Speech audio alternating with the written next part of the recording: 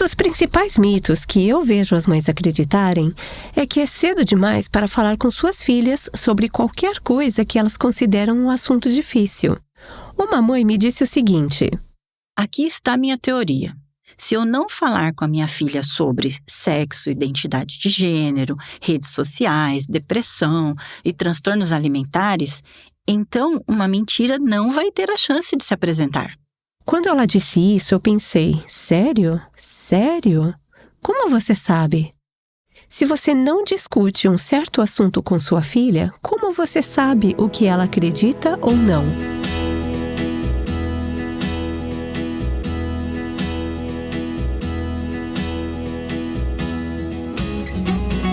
Esse é o Aviva Nossos Corações, com Nancy DeMoss Wogemuth, na voz de Renata Santos, coautora do livro Mentira em que as Meninas Acreditam, junto comigo, Dana Gresh, na voz de Raquel Anderson.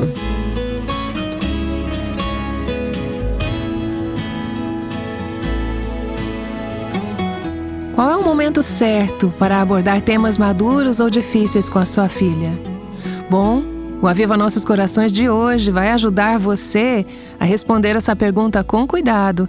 Seja você uma mãe, avó ou mãe espiritual de uma jovenzinha na sua vida.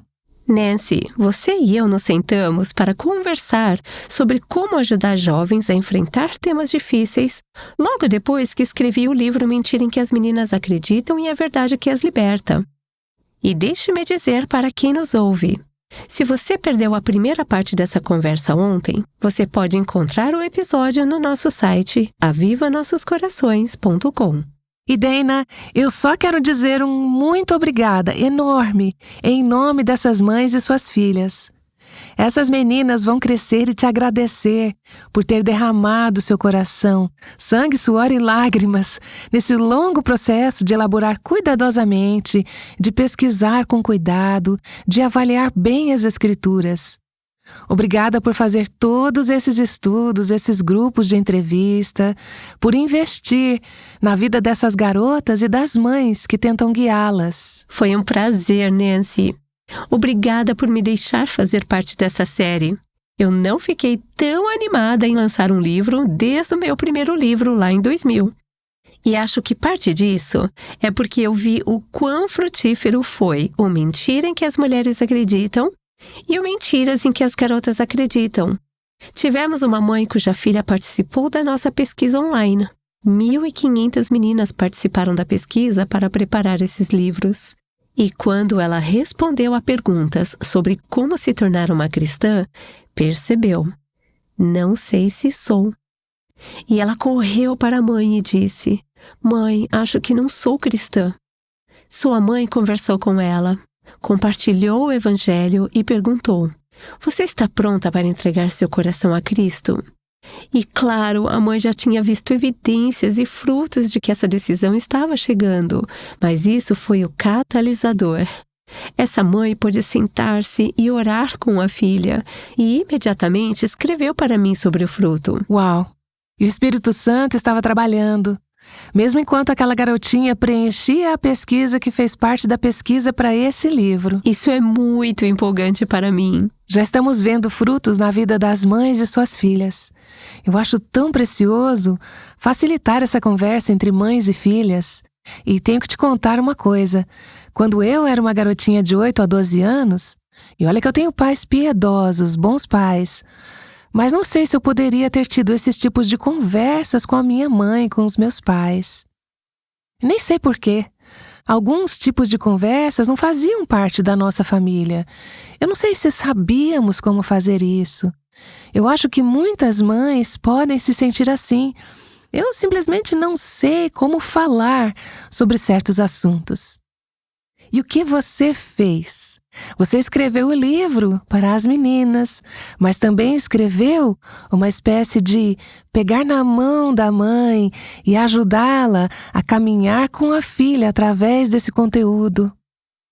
Você é uma mãe espiritual através desse recurso, para as mães que querem ser mães espirituais para suas filhas. Nada me daria mais alegria do que sentar e tomar um café com cada uma dessas mães e orientá-las da maneira que eu gostaria de ter sido orientada quando meus filhos tinham essa idade. É difícil quando seus filhos estão nessa faixa dos 8 aos 12 anos. Em algum momento, você passa por esse momento em que percebe: não sei se estou pronta para a próxima fase. E você não está pronta. Lembro de pensar: eu não sei se sei como ter essas conversas. E sentar à mesa quando nosso primeiro filho estava nessa faixa etária. E eu não conseguia vê-lo ali como um menino do Ensino Fundamental 2. Eu só conseguia ver ele como o meu menininho brincando de carrinho. Tipo, congelado naquela imagem. Como aquele menino doce, fofo.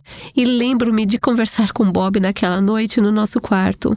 Eu não consigo imaginar que ele está lidando com algumas das mesmas coisas que Bob e eu enfrentamos quando tínhamos essa idade. Às vezes, a gente só precisa de um pouquinho de orientação. E é isso que o Guia das Mães para Mentiras em que as Meninas Acreditam oferece. E o incrível é que não depende de você, ou de mim, ou das mães ou das filhas fazer isso acontecer.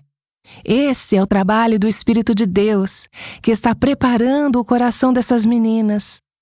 Nós duas lembramos de como o Espírito tocou nossos corações quando éramos meninas, nos atraindo para a verdade, nos chamando para Cristo, nos conscientizando do pecado e da necessidade de um Salvador. Por isso acreditamos que Deus fala com crianças e Deus usa os pais, usa a sua palavra.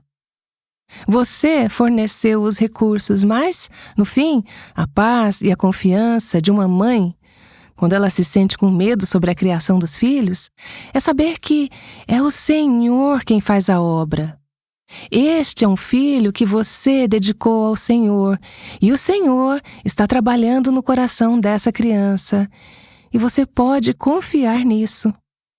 A jornada do seu filho vai ser diferente da de outras pessoas. Não há uma fórmula padrão para fazer seus filhos entenderem a verdade. Por isso você precisa ouvir o Senhor, ouvir seu filho, perseverar em oração e ser sensível à forma como Deus está abrindo o coração daquela criança. A história de Ana e Samuel me veio à mente. E é uma ilustração maravilhosa. Ou seja, se ela não tivesse ouvido o Senhor, começando com aquele momento em que disse: Senhor, se tu me deres o filho que eu sonho, eu o entregarei de volta a ti. Depois, Ana cumpre essa promessa, ouvindo o Espírito de Deus, obedecendo ao Espírito. Naquela época, as meninas geralmente eram educadas em casa, aprendendo a cuidar da família, coisas assim. E os meninos faziam um tipo de aprendizado com o pai ou o avô. Aprendendo uma profissão. Mas ninguém mandava o seu filho para o internato para viver com Eli, o sacerdote. No templo. Sim, exatamente. Mas Ana ouviu o Senhor. E foi naquele lugar onde ela entregou o seu filho que o próprio Senhor falou com ele, guiou seu coração e revelou o plano e a mensagem que ele tinha para ele. Deus está trabalhando na vida de pais e filhos. Conforme eles ouvem a Ele, Ele fala e guia. Sim. Voltando ao que você disse há pouco, Deus fala com crianças. Deus falou com aquele pequeno e doce Samuel. E isso revolucionou, mudou toda a condição espiritual de uma nação. Que presente o Espírito Santo é para pais e filhos em todo esse processo de criação. Isso realmente alivia os medos e o estresse. Acho que muitos pais se sentem pressionados, tanto por expectativas externas sobre como seus filhos devem ser e como devem criá-los, mas ao confiar no Senhor e no fato de que Ele tem um plano para o seu filho ou filha, que Ele os ama, que Ele quer que eles o conheçam e o amem, você se torna um instrumento cooperando com o Espírito Santo nesse processo. Sim, e esse é um bom momento para compartilhar um dos maiores pesos no meu coração que tive ao conversar com mães de todo o país, fazendo grupos focais para identificar Que mentiras nós, como mães, podemos estar acreditando que estão nos impedindo de ensinar nossas filhas a caminhar na verdade? E a mentira específica é cedo demais para falar com minha filha sobre preencha o espaço, garotos, gênero, redes sociais. Conversamos sobre isso porque no início, quando você listou essas mentiras, eu disse: Dana, algumas dessas meninas foram protegidas, não foram tão expostas. Não queremos plantar ideias de mentiras nas cabeças delas, que talvez elas ainda não tenham tido. Você fez uma pesquisa cuidadosa, ouviu as mães com atenção, estudou essas meninas e percebeu que, é claro, há uma idade apropriada e nem todas as crianças estão prontas para todos os temas ao mesmo tempo. Mas ficou bem claro para você que elas estão mais prontas em uma idade mais jovem do que a maioria de nós percebe. Sim, e acho que uma das estatísticas alarmantes e bem conhecidas é que a idade média da primeira exposição à pornografia agora é de cerca de 11 anos. Essa é a média. O que significa que, para muitas, é mais cedo do que isso. Durante os grupos de entrevista com essas mães cristãs falando sobre suas filhas, muitas me contaram histórias de que a filha teve que lidar com esses temas bem antes dos 11 anos. E eram essas mães que sabiam. Sim, exatamente. Acho que é esse o ponto. Se você não está tendo essas conversas com sua filha, por exemplo, pornografia pode ser abordada sem falar diretamente sobre pornografia. Você pode dizer, existem fotos boas e fotos ruins na internet. Se você algum dia ver uma foto que acha que pode ser ruim, me avise, porque eu posso te ajudar. Essa é uma conversa bem inocente, não acha? Você acha que eu estaria tirando a inocência de alguém com essa conversa, Nancy? E o que eu amo no Guia para as Mães é que você dá esse tipo de linguagem, esse tipo de ajuda e orientação para as mães que dizem: eu não sei como explicar isso, eu não sei como falar sobre isso. Você já passou por isso, seus filhos já cresceram, você aprendeu muito nesse processo conversando com outras mães. Através desse guia, você ajuda com algumas palavras, algumas frases. Eu acho que muitas mães vão dizer: obrigada, esse é um recurso super útil. Espero que sim. Falamos sobre isso no começo da semana, mas eu quero voltar a esse ponto. Um tema que eu realmente achava prematuro abordar profundamente era toda essa questão das redes sociais. Eu fico pensando, o que as meninas de 8 anos estão fazendo com acesso às redes sociais? Você foi bem minuciosa em determinar. Será que as meninas de 8, 9, 10, 11 anos estão realmente enfrentando um problema nessa área? Nos conte o que você descobriu. Bem, em primeiro lugar, foram as mães que disseram, por favor, fale sobre isso. E às vezes não era porque a filha estava nas redes sociais, mas porque estava sendo pressionada a estar nelas. Eu comecei a pesquisar e fiquei alarmada ao ver o aumento relatado em ansiedade, insônia, solidão e preocupações que coincidem com o primeiro uso de celulares. Também podemos ver um aumento dramático na depressão entre adolescentes e pré-adolescentes, desde que as redes sociais chegaram ao mercado. E não apenas pré-adolescentes, eu posso te dizer que também afeta adultos, mas começa cedo. Existe até uma nova palavra no dicionário norte-americano, uma sigla, FOMO. A sigla FOMO vem da expressão em inglês Fear of Missing Out, que traduzida para o português significa medo de ficar de fora. Essa é uma emoção nova que os conselheiros não tinham identificado antes. As meninas pré-adolescentes estão sentindo isso ao ver fotos de festas de pijama para as quais não foram convidadas, ou eventos depois da escola dos quais não estão participando. Elas têm o medo paralisante de perder algo socialmente.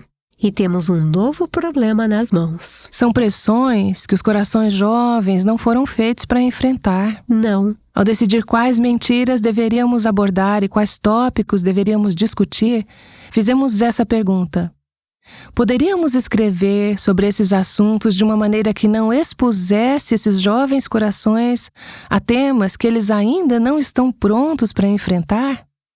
Deixe-me começar dizendo que toda mãe precisa em oração e com cuidado, determinar para sua própria filha: minha filha está pronta para isso?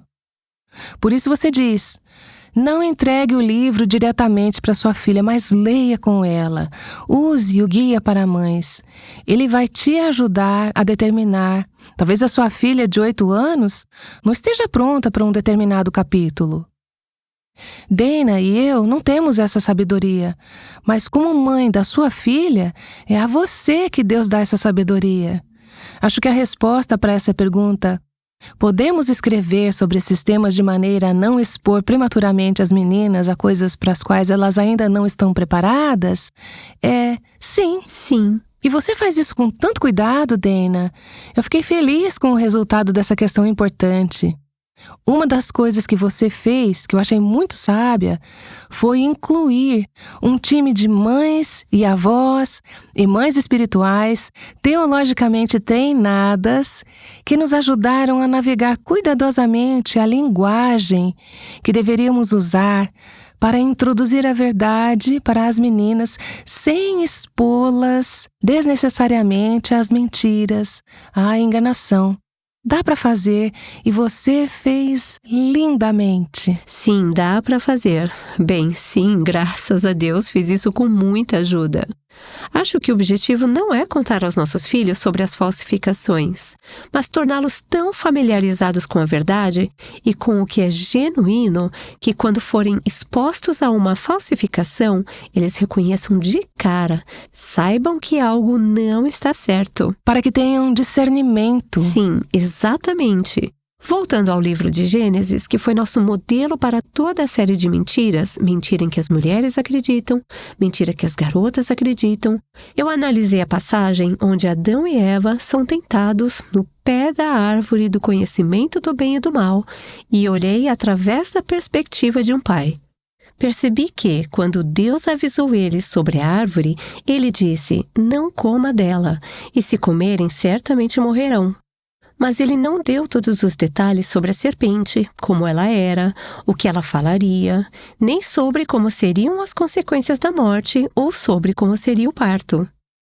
Ele não falou sobre todas essas coisas porque não queria tirar a inocência deles, mas ele deu limites. Ele os encheu de verdade para prepará-los para aquele momento. Você está dizendo que é possível fazer isso sem despertar curiosidade ou expor cedo demais.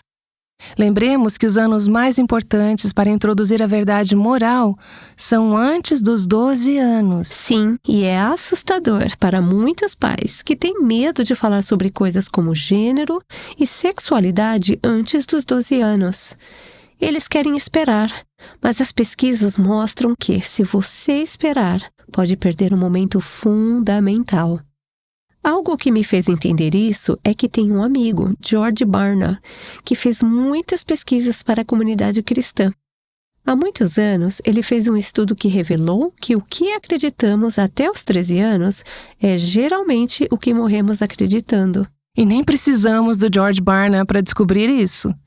Em Deuteronômio capítulo 6, Deus diz: ame o Senhor, seu Deus, de todo o seu coração, de toda a sua alma e com toda a sua força. Essas palavras que hoje lhe ordeno estarão no seu coração. Você as inculcará a seus filhos e delas falará quando estiver sentado em sua casa, andando pelo caminho, ao deitar-se e ao levantar-se. Proclamar verdades deve fazer parte do seu dia a dia e do relacionamento dentro do seu lar. O tempo todo falando sobre essas coisas e não apenas quando você se senta para uma conversa estruturada. Claro que você pode ter esses momentos, mas também deve falar sobre isso no carro, em casa, nas refeições, no dia a dia. Esses são os anos formativos. Esses são os anos em que a inclinação e o coração das crianças estão sendo moldados. É por isso que precisamos de um recurso como esse para dizer: qual é a verdade que essas crianças precisam ter em suas almas, para que, quando crescerem, possam reconhecer: opa, isso não é verdade. Sim, eu amo esse versículo. Ele me lembra como mãe que tempo de qualidade sem quantidade de tempo é um mito. Deus nos chama nesse trecho para sentar, andar, levantar. Dá a sensação de estar sempre disponível para seu filho, porque você nunca sabe quando as perguntas vão surgir. Momentos de aprendizado. Sim, exatamente. O que eu oro para que aconteça com esse recurso é que, de uma forma mais formal, você guie suas filhas por esses temas. No meio do estudo, elas podem não dizer: "Eu tenho uma pergunta sobre isso." Mas quando você estiver no carro, na próxima semana, sua filha pode pensar: "Ah, eu tenho uma dúvida sobre aquele capítulo." E você está lá para responder e colocar a verdade no coração delas. Mas eu ainda acho que algumas mães têm medo de discutir coisas como gênero, depressão, distúrbios alimentares, meninos e outros temas de forma apropriada e baseada na verdade. Eu me identifico com isso porque tive um grande medo de falar com meus filhos sobre sexo, porque meu coração já tinha sido machucado.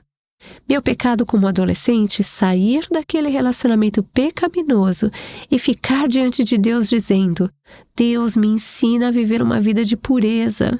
E eu vivi uma vida de pureza depois disso.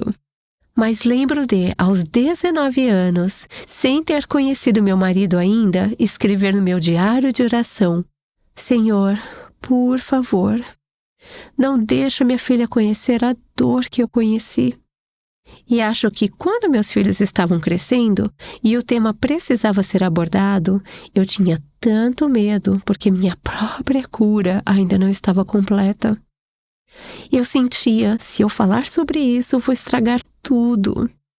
Ou, se eu falar sobre isso, será que aumenta o risco deles? O medo é algo muito grande. Nos grupos de entrevista com mães, percebi que se elas tinham problemas com distúrbios alimentares, não queriam falar com suas filhas sobre alimentação e controle de peso. Se tinham problemas com sexo e limites sexuais e pecados sexuais, não queriam falar sobre sexo com suas filhas.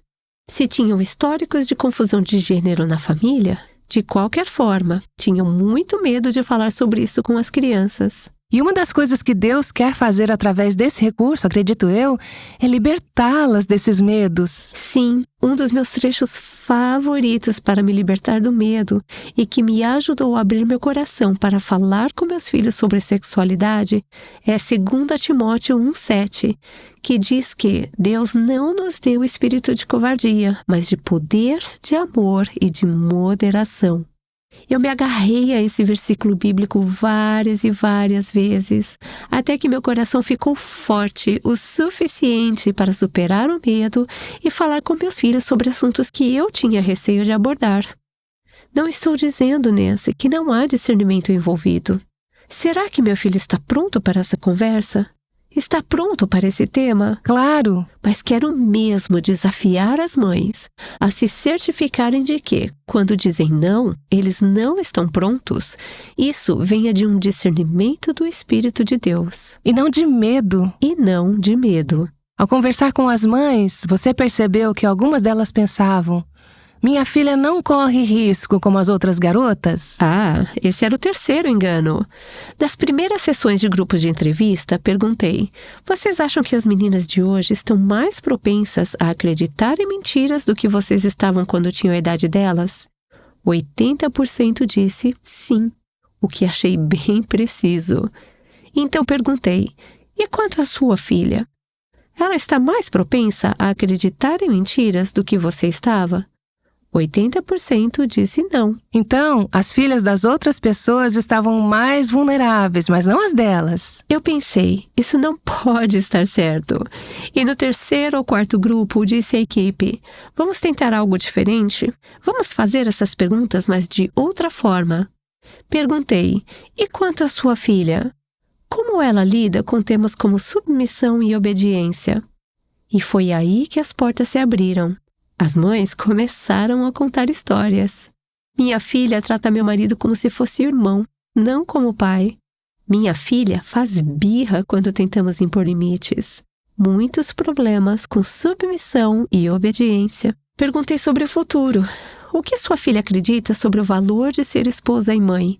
Essas mães, elas amam ser mães. Acham que é o melhor trabalho do mundo. E é de partir o coração quando elas dizem: Sim, o mundo está convencendo minha filha de que não é bom ser mãe. Depois de discutir isso por uns 15 minutos, eu perguntava novamente: sua filha está mais propensa a acreditar em mentiras do que você estava? E de repente a resposta mudava e elas percebiam: ah, sim, ela está. Isso me mostrou que, como mães, podemos ter um orgulho inconsciente, pensando: as filhas dos outros estão em risco, mas a minha não. Talvez seja a ingenuidade, uma falta de atenção. Deus quer que você, como mãe, tenha os olhos abertos para saber como guiar a sua filha. Quero dizer que, se você acreditar nessa mentira, vai acabar perdendo sinais importantes para identificar onde as mentiras estão atuando na vida da sua filha. É por isso que você, como mãe, avó ou mãe espiritual na vida de alguma jovem, vai perceber que mentiras em que as meninas acreditam e guia das mães para as mentiras em que as meninas acreditam são recursos incríveis para ajudar a identificar onde as mentiras estão afetando a vida dessas meninas e para ajudá-las a reconhecer essas mentiras e, mais importante, a verdade que as liberta. Nancy DeMoss Wogemuth e eu estamos conversando sobre como ajudar suas filhas e jovens na sua vida a discernir a verdade. Como compartilhei hoje, escrevi mentiras em que as meninas acreditam e o Guia das Mães como uma forma de ajudar sua filha a identificar as mentiras que são lançadas contra ela. Bom, quando estava escrevendo o livro Mentira em que as Meninas Acreditam, fiz uma pesquisa nacional com mais de 1.500 meninas para descobrir as mentiras mais comuns em que as garotas de 8 a 12 anos acreditam. Encomende a sua cópia do livro e do Guia para as Mães no nosso site avivanossoscorações.com. Amanhã você vai ouvir um pouco sobre as respostas delas. Vamos falar sobre 3 das mentiras mais comuns que elas acreditavam e, mais importante, sobre a verdade que pode libertar essas meninas. Não deixe de voltar para o Aviva Nossos Corações. O Aviva Nossos Corações é o ministério em língua portuguesa do Revive Our Hearts, com Nancy DeMoss Wogemuth, chamando as mulheres à liberdade, à plenitude e à abundância em Cristo.